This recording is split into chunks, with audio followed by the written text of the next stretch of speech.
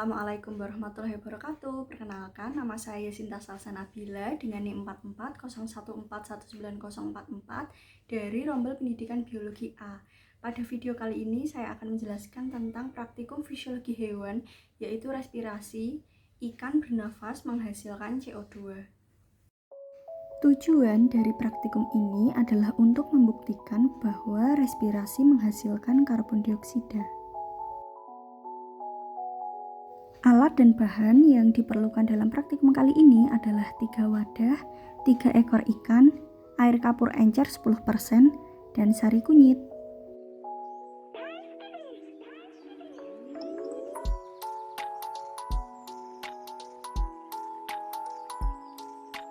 Untuk cara kerja, yang pertama menyiapkan 3 buah wadah dan mengisi salah satu wadah dengan air biasa, dan mengisi 2 wadah lainnya dengan air kapur encer 10%.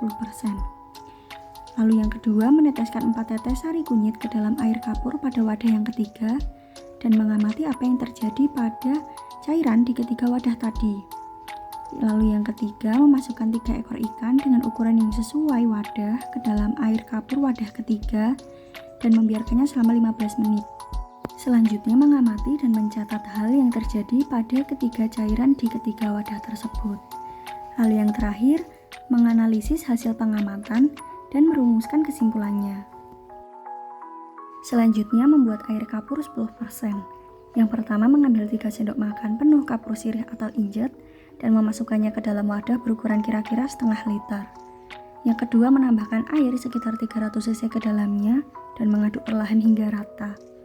Lalu yang ketiga membiarkan beberapa saat hingga mengendap, dan jika telah mengendap, ambil lalu memisahkan bagian jernihnya dan menetapkan sebagai air kapur stok.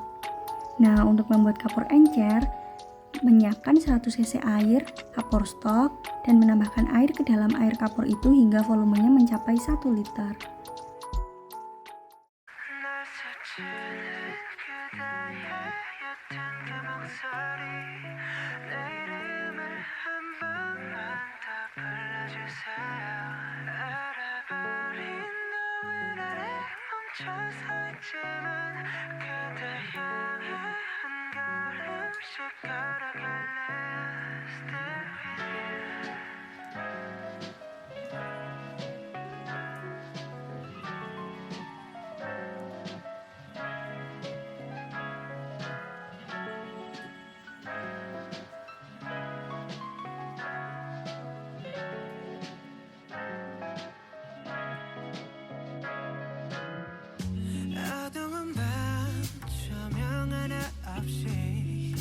익숙해지면 안 되는데 그게 더 익숙해 마지막이 들리는 이 에어컨 소리 이거라도 없으면 나 정말 무너질 것 같아 함께 웃고 함께 울고 이 단순한 감정들이 내겐 전부였나 봐 언제쯤일까 다시 그때 마주 한다면 눈을 보고 말할래요 보고 싶었어요 황홀했던 기억 속에 내 홀로 춤을 춰 높이가 내리잖아 이 안개가 커질 때쯤 젖은 발로 달려갈게 그때 날 안아줘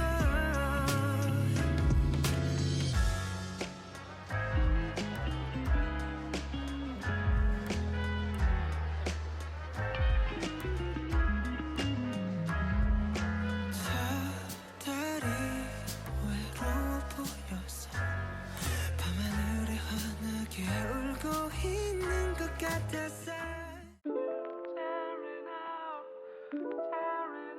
Selanjutnya pembahasan. Praktikum respirasi ini bertujuan untuk membuktikan bahwa respirasi menghasilkan CO2. Air kapur yang digunakan berfungsi sebagai indikator terjadinya respirasi pada ikan dengan keluarnya gas CO2. Larutan kunyit yang ditambahkan berfungsi sebagai indikator basa. Jika ekstrak kunyit diteteskan pada air suling atau air murni, warna air akan berubah menjadi kuning. Tetapi jika ditambahkan pada air kapur yang sifatnya basah, maka warna air akan berubah menjadi jingga. Pada wadah pertama dengan air biasa, setelah penambahan 4 tetes larutan kunyit, air menjadi bening kekuningan. Hal ini dikarenakan air biasa pada wadah 1 bersifat netral. Pada wadah kedua yang berisi larutan kapur 10%, setelah penambahan 4 tetes larutan kunyit, warna larutan berubah menjadi oranye agak keruh. Hal ini membuktikan bahwa kunyit sebagai indikator basah ditandai dengan berubahnya warna larutan kapur yang awalnya bening keputihan menjadi jingga. Pada wadah ketiga yang diberi perlakuan penambahan ikan, terjadi perubahan warna air yang semula berwarna oranye keruh menjadi oranye muda sedikit keruh dengan endapan kapur yang berwarna jingga. Hal ini disebabkan karena respirasi pada ikan menghasilkan CO2 yang dapat mengikat zat kapur yang berwarna jingga dalam wadah 3.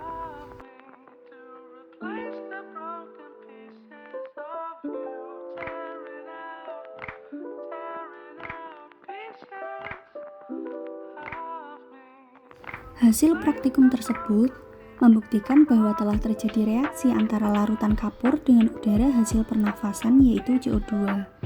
Kapur yang dilarutkan menggunakan air akan menjadi keruh dan terjadi reaksi antara kapur dengan air yang menghasilkan reaksi CaO plus H2O sama dengan CaOH2.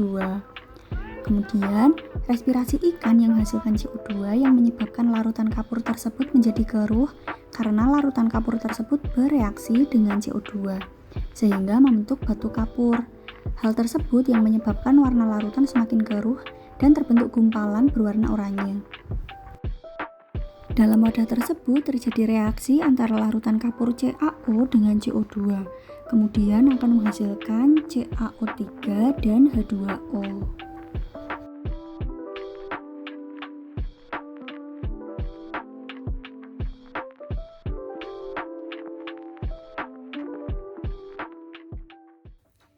Sekian video praktikum respirasi dari saya. Mohon maaf apabila ada kekurangan. Terima kasih sudah menonton. Wassalamualaikum warahmatullahi wabarakatuh.